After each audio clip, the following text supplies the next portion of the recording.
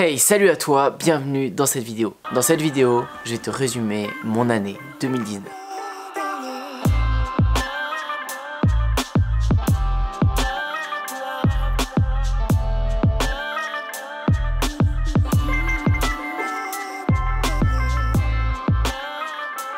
J'ai commencé mon année 2019 avec un coup assez dur sur le plan personnel.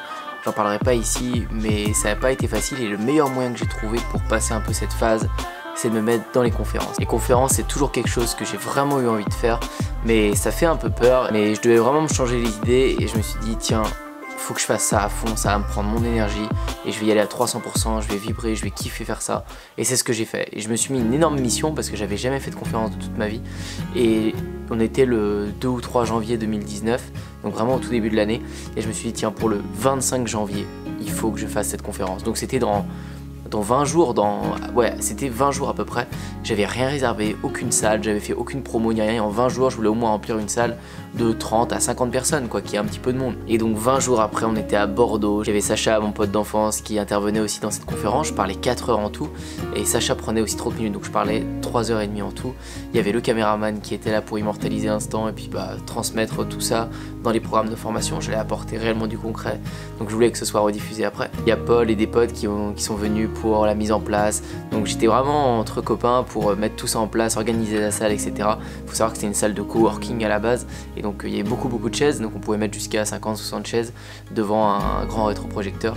Et donc ça a été un super moment de pouvoir rencontrer les gens, de pouvoir rencontrer les personnes qui me suivaient à travers YouTube, qui me suivaient à travers les formations et de pouvoir échanger avec elles. Donc ça a été vraiment génial, une super bonne première expérience. Juste après cette conférence, je me suis dit ok, il va falloir que j'en fasse plus souvent parce que j'adore ça. Et donc j'en ai directement préparé une nouvelle qui était pour Paris, qui était le 28 ou 27 avril il me semble, en 2019. Donc ça me laissait plus de temps pour essayer de remplir peut-être 100 personnes, 80 personnes à peu près. Essayer de corriger ce qui n'avait pas été forcément très bon sur Bordeaux, essayer de faire quelque chose de mieux pour Paris et faire encore mieux pour les prochaines. Après avoir fait Bordeaux, j'avais vraiment besoin de prendre l'air. J'avais vraiment besoin d'aller ailleurs tout seul, sans mes potes, sans personne. J'avais vraiment besoin d'aller ailleurs. Il m'était arrivé quelque chose dans ma vie perso et même ça faisait longtemps que je commençais à devenir indépendant financièrement et je me disais que je ne profitais pas assez, que j'allais pas voyager, j'allais pas voir ailleurs et j'avais toujours envie d'aller voir des grandes villes. La mer je l'ai, je peux surfer quand je veux, j'avais vraiment envie d'aller à New York et c'est là où je suis parti, à New York.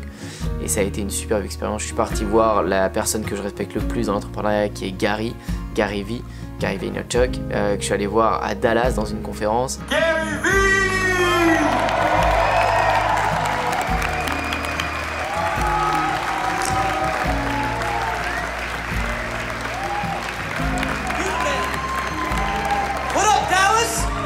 Ensuite, je suis allé sur New York pendant 3 semaines pour travailler là-bas dans des coworking, à des 30e ou 40e étages, dans des tours, et c'était génial. Il y avait des personnes qui travaillaient jusqu'à 3h, 4h du matin dans des coworking, c'était super motivant d'échanger avec des personnes qui construisaient des startups.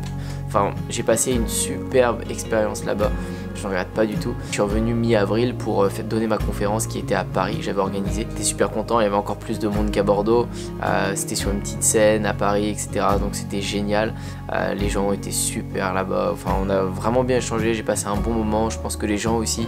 Alors encore une fois, c'était que la deuxième, j'organisais ça tout seul, donc ça n'a pas été la meilleure organisation du monde, mais bon, ce qui a compté c'était le contenu que j'ai pu délivrer et voilà, j'étais vraiment satisfait d'avoir pu délivrer autant de contenu et je parlais tout seul cette fois, Sacha n'était pas là, je voulais pas d'intervenant, je voulais vraiment être seul avec le public, avec les personnes qui venaient et donc 4 heures à parler, c'était vraiment par passion et j'ai vraiment passé un super moment. Donc ça a été cette deuxième conférence au mois d'avril et je me suis vraiment énervé à ce moment-là, un mois avant quand j'étais à New York, puis un mois après sur mon business de surf. C'est-à-dire qu'après être allé à New York, aller voir Gary Vee en conférence, etc., parler avec des marketeurs là-bas aux États-Unis, j'ai compris une chose, c'est que l'audience était plus forte que tout. Et je pense que vous l'avez vu aussi sur ma chaîne YouTube, il y a eu une transition à un moment qui s'est faite au fur et à mesure.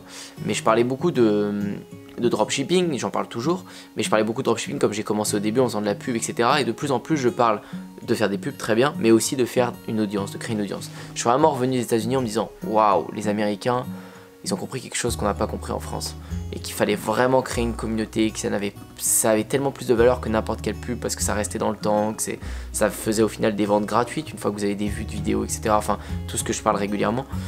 Et c'est là que je me suis dit, en fait, mon meilleur investissement, c'est pas d'investir dans des crypto-monnaies, dans du trading, dans de la bourse, de placer mon argent dans l'immobilier. Non, mon meilleur investissement aujourd'hui, c'est de créer une communauté. Et donc j'ai investi pas mal d'argent dans la chaîne YouTube OASurf, ce qui nous a fait décoller et qu'aujourd'hui on est à plus de 50 000 abonnés sur YouTube, ce qu'il faut des fois plusieurs années pour monter à un tel niveau et avoir autant d'abonnés. Ça nous a déclenché des vidéos qui ont marché, j'étais persuadé qu'on avait des vidéos qui allaient buzzer et voilà, elles sont parties, elles sont envolées avec la publicité que j'ai mise. Donc ça a mis en avant notre chaîne, ça a mis en avant toutes nos offres et ça a fait des ventes et ça on était super contents. Ça nous a permis plein de choses, même de pouvoir créer le skatepark qui est juste en dessous, enfin j'y reviendrai après, mais ça nous a ouvert plein de portes, on a pu même interviewer des professionnels de surf parce qu'on avait des passes médias, etc. après dans les événements, enfin ça a été génial et c'est aujourd'hui ce qui nous permet de faire des ventes sans dépenser un seul centime de pub, et si on veut dépenser des pubs pour accélérer les choses, on peut le faire aussi. Mais voilà, en revenant aux États-Unis, j'ai eu cette vision et ça a été génial. Ce qui s'est passé après Paris, c'est que j'ai eu beaucoup de personnes qui m'ont demandé alors est-ce que tu vas passer à Toulouse, est-ce que tu vas passer à Lyon, est-ce que tu vas passer dans d'autres villes pour continuer à faire ce petit tour. Et je me suis posé et je me suis dit, au début je voulais le faire et au fur et à mesure de l'année, je me suis dit qu'en fait non, j'avais fait 2 fois des conférences de 4 heures, une à Bordeaux, une à Paris, et donc j'ai raconté à peu près la même chose, j'avais un peu changé à Paris, mais donc j'avais apporté pas mal de valeur, pas mal de concret, vraiment des choses que j'utilise de tous les jours. Il n'y a pas beaucoup de parties, si vous voulez, motivation, j'étais vraiment dans le concret, vraiment très concret pour qu'il y ait des méthodes précises à mettre en place une fois que vous avez fini cette conférence. Et je me suis dit que je voulais en donner bien plus et que je voulais partager encore bien plus, mais ce qu'il me fallait avant tout, c'était encore des expériences encore plus folles. Et je voulais vraiment faire quelque chose de dingue. Donc ça passait par le skatepark, ça passait par plein d'autres projets qui sont en cours, mais je voulais vraiment faire quelque chose de dingue avec ma marque de surf, de plein d'autres business qu'on fait avec nos potes, pour vous présenter ça après sur scène, c'est ce qui risque d'arriver en 2020. Mais j'aimerais bien préparer de conférences avec tous les potes, avec toute l'équipe qu'on est, vous parler de toute l'opportunité qui est possible aujourd'hui. Et pour ça il me fallait du temps, il me fallait qu'on se mette à 100% sur nos business, c'est ce qu'on est en train de faire, qu'on a fait depuis ces 6-8 derniers mois, depuis qu'il y a eu la dernière conférence à Paris. Et j'ai très hâte de vous présenter tout ça devant des scènes de 300, de 500, de 1000 personnes et plus, et c'est sûr que ça arrivera, parce que c'est un truc qui me fait extrêmement vibrer. Donc voilà, pour tous ceux qui se posaient la question au niveau des tournées, etc., ça va reprendre, il n'y a aucun problème, je vais refaire des conférences, je vais organiser tout ça, je pense que je vais prendre une organisatrice, un organisateur, peu importe, d'événements pour faire les choses bien, parce que ça c'est pas mon truc, c'est vraiment pas mon truc, l'organisation des événements, etc., ça me passionne pas, donc c'était pas forcément fait de la meilleure manière, mais peu importe, ça arrivera très bientôt et encore mieux que ce qui a été avant, donc je vous tiendrai au courant. Et donc une fois Paris fini, comme je vous disais, j'avais vraiment ce projet de faire des conférences encore plus grandes avec plus de contenu, il fallait d'abord que moi, dans mes business, je fasse des choses de folie, que ça n'avait jamais été vu ailleurs, vraiment des choses où j'allais m'éclater à fond, surtout dans ma marque de surf, et puis bien sûr continuer mes coachings pour ceux qui voulaient se former, parce que moi c'est génial, j'ai toujours ce côté avec le surf où j'expérimente plein de nouvelles stratégies, je me forme, j'applique, et tout ce qui marche, je leur partage après dans mes coachings, dans mes formations, dans maintenant mon programme Système 49, avec mes potes, etc.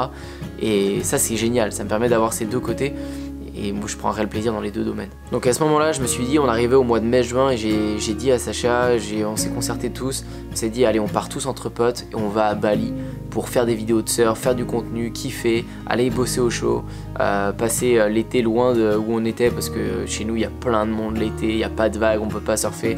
On s'est dit allez on part à Bali, on va kiffer pendant un mois et on va revenir avec plein d'images, plein d'idées. Et c'est ce qu'on a fait. J'ai pris un billet pour Lucas qui nous filme dans le surf, dans le marketing, qui a fait quelques vidéos aussi. Et on est partis tous les trois du coup, Sacha, Lucas et moi. Et on a rencontré plein de gens là-bas, on a fait une superbe rencontre, on a rencontré d'autres entrepreneurs qui travaillaient sur internet. On s'est retrouvé une bande de 5 à 10 qui travaillaient sur les ordi et qui allaient surfer. Ça a été génial, on a appris plein de choses et on a fait plein de connexions. C'était un voyage de dingue. C'est d'ailleurs pour ça qu'on y repart très bientôt, je vous en reparlerai plus tard. Mais ça a été un voyage superbe. Et en rentrant, du coup on est rentré au mois d'août. Et au mois d'août, on s'est dit faut qu'on arrête de travailler chez nous, dans nos apparts, etc. Il nous faut un vrai bureau et on aimerait bien faire un skatepark sous le bureau. Ce serait un rêve de gosse de pouvoir skater quand on veut, où on veut, enfin à n'importe quelle heure dans notre skatepark, abrité de la pluie, ce serait génial. Et donc on est allé visiter des dizaines de hangars dans notre coin. Et on a mis des agents immobiliers dessus pour qu'ils nous tiennent au courant si c'était possible, pas possible, etc. Et donc on arrive au mois d'août, on revient de Bali, on arrive en France et le hangar était validé, on a eu tous les papiers, tout était fait, c'était vraiment génial. Et dès le 1er août, on s'est mis à construire le skatepark. On est allé avec Paul, avec Sacha, tout le monde, on a construit le skatepark nous-mêmes. Donc on n'arrêtait pas de faire des allers-retours avec le camion pour aller chercher du bois. Il a fallu des tonnes de bois, des tonnes de vis. Et on passait nos journées de 8h jusqu'à 22h, minuit. On dormait au hangar à créer le skatepark. Et au bout de 20 jours, on avait déjà tout fini. Tout fait le skatepark, un vrai rêve de gosse, c'était génial. Et là on a tourné plein de vidéos, ça a alimenté la chaîne OA. Et voilà, on a kiffé pendant 1, 2, 3 mois. On a ouvert ça au public. Aujourd'hui on a bientôt plus de 100 inscrits qui payent un abonnement chaque mois pour venir dans ce skatepark et qui kiffent, on partage des sessions avec eux, enfin c'est génial. Ça répond vraiment à une demande parce qu'il pleut, il fait nuit tôt et l'hiver, tout le monde est super content de pouvoir venir skater ici et nous les premiers. Donc c'est vraiment quelque chose de génial de pouvoir aider les gens qui soient super contents d'avoir un skatepark. Les jeunes qui ont 14 ans, 15 ans, ils ont un skatepark privé, ils peuvent venir quand ils veulent, enfin c'est trop bien quoi, c'est vraiment trop bien, ça a été un super projet et donc ça nous a permis de développer encore plus OA Surf. Et donc voilà où on en est aujourd'hui à la période de Noël. Juste après ça, juste après le skatepark, j'ai décidé d'ouvrir un programme qui allait tout changer à travers le marketing. Je me suis dit voilà, j'ai mis les 6 derniers mois de l'énergie sur OA Surf, j'ai appris tellement de choses, j'ai vendu tellement de choses de manière différente. Tous les potes commençaient à développer leur business parce que j'ai mis tous mes potes, Sacha, mon pote d'enfance, Pierre qui fait du skate, Paul qui fait du paysage, tous mes potes maintenant font du business en ligne et tous arrivent à vendre des choses dans tout leur domaine en ligne, ils font des chiffres de dingue. Sacha fait des dizaines de milliers d'euros par mois, enfin c'est un truc de folie. Notre méthode, notre écosystème il marche. J'ai dit faut que je partage ça, faut que je fasse un truc hyper calé, hyper rodé avec un suivi et un truc en 49 jours bouclé. Et voilà, des gens qui veulent suivre en 49 jours, qui veulent se mettre ce challenge, ils pourront le faire. Ceux qui veulent mettre plus de temps, bah, ils suivront le challenge mais ils mettront plus de temps, c'est pas grave. Mais avoir vraiment tout l'écosystème précis mis en place en 49 jours. Et je me suis dit je vais appeler ça Système 49. J'ai fait un lancement là-dessus. Ça a été un superbe succès et ça l'est tous les jours parce que chaque jour il y a de nouvelles personnes qui rejoignent et je vous remercie à chaque vidéo de toutes les personnes qui me font confiance. C'est une des choses avec le skatepark qu'on a pu créer dont je suis le plus fier parce que pareil, ça aide énormément de personnes. J'adore ce programme car il reflète exactement ce qu'on fait tous les jours dans nos business et tout ce qu'on met en place. Et je suis trop content que des personnes arrivent à vivre de leur business en ligne grâce à ça. Donc merci à vous, merci de votre confiance. Et maintenant, une fois qu'on avait passé ce mois d'octobre-novembre après le lancement de Système 49, on arrive aujourd'hui au mois de décembre, période de Noël, et on clôture cette année. Donc il y a eu beaucoup de choses cette année entre les conférences, des remises en question, des voyages en New York, Dallas, à Bali, de pures vidéos faites sur la marque de surf. Et je vous passe plein de petites choses, plein de petits tests qui ont été faits. Je fais l'histoire dans les grandes lignes de cette année. Il y a eu plein de rencontres aussi. Mais ça a été une superbe année, plein d'initiatives, plein de prises de risques. Je suis sorti de ma zone de confort tellement de fois entre des lancements, publicités, monter sur scène pour faire des conférences tout seul, sans personne. Ça a été très stressant, partir à l'aventure pendant un mois à New York, à Dallas, rencontrer des gens. Enfin, ça a été vraiment des grosses prises de risques qui m'ont aidé à avancer. Et je vous invite vraiment à faire ça, à vous mettre hors de votre zone de confort. C'est comme ça que vous allez progresser chaque année. Et j'espère faire encore bien plus l'année prochaine. Donc voilà pour cette vidéo qui retrace mon année 2019. J'espère que ça vous a plu. C'est une vidéo un peu différente parce qu'on parlait de moi et souvent je vous parle des sujets pour vous aider. Aujourd'hui, je voulais faire un petit récap. Peut-être que ça va vous aider aussi à vous projeter dans votre vie et essayer de faire ces petits exercices, vous dire ce que vous avez réussi à faire cette année. Forcément que vous avez fait plein de choses, il y a eu plein de choses différentes. Et planifier vos objectifs pour l'année prochaine. Essayez de bien remplir votre agenda pour être de plus en plus productif et progresser chaque jour. N'hésitez pas à mettre un petit like et à vous abonner, ça me motive réellement à continuer à faire des vidéos si ça vous a plu. Et je vous dis à très bientôt pour une prochaine.